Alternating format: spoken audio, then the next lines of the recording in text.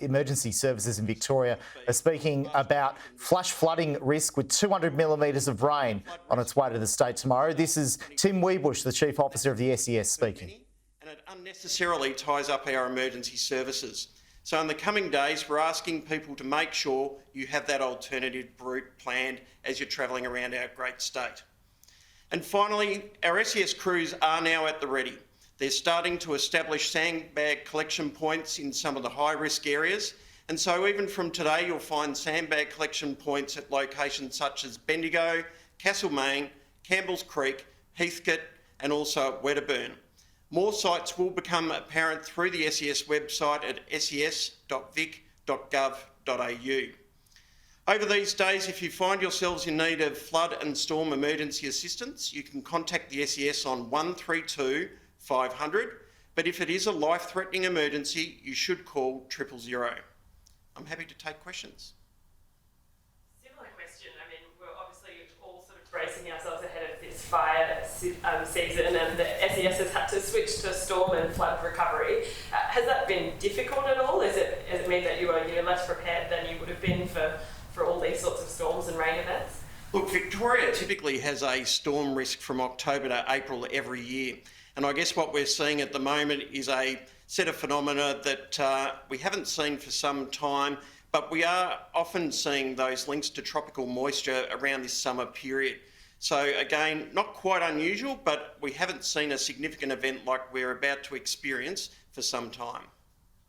On Wedderburn, I know their local branch of the SES were really struggling for volunteer numbers recently, especially sadly given the flooding. How are you feeling about volunteer numbers across the state, given the potential severity of this event? Yeah, look, our volunteer numbers are really strong right across the state, and our availability is actually a little bit higher at this particular time of year as people are taking holidays from work and some of the industries that have shut down periods. So we're confident that between all of our emergency services, SES and our fire agencies in particular, we have the resources ready to go for this event in the coming days. For people who already are on holiday or are camping, or as lots of people are at this time of year, would you suggest that they consider changing their plans, or is the advice to keep watching the forecast and then change if it gets more severe than what we're currently looking at?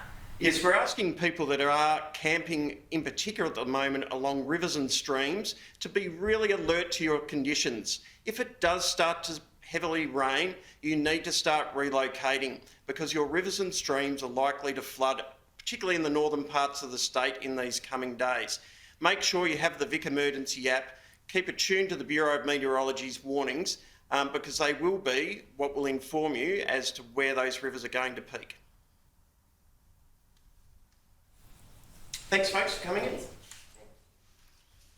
Thanks very much. Thanks for your time, and I'm happy to answer any other follow-up questions you might have from my perspective. Yeah, just apart from reminding people that their cars aren't boats, what are some other kind of common sense things that you want people to bear in mind? Well, I think that the most important is, and it's interesting around driving through floodwaters, every time we have floods, we have people do it. You've seen it interstate, you've seen it in other locations. There's a lack of understanding of the risks that are really involved, and often is you might have driven that road a lot, but the flood has actually impacted on the road and washed part of the road away. And that's often what people don't appreciate. And also they don't appreciate it doesn't take much water before that car starts to shift. So we just can't emphasise it enough of do not drive through floodwaters. So there's that, don't camp under trees, like do everything possible to not camp under trees. We just too often see where people are hit by branches, people are hit by trees in tents and caravans and other things that result in significant injuries or death.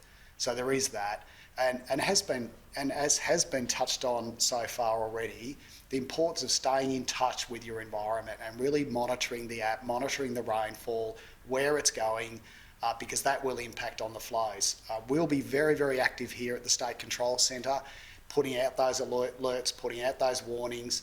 The app will provide a lot of information. Follow that, and as has been touched on, have a plan.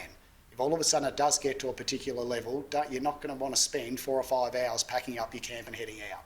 You know, you want to be really ready nice and early. So that's what I'd reinforce again. Thanks very much. Thank you.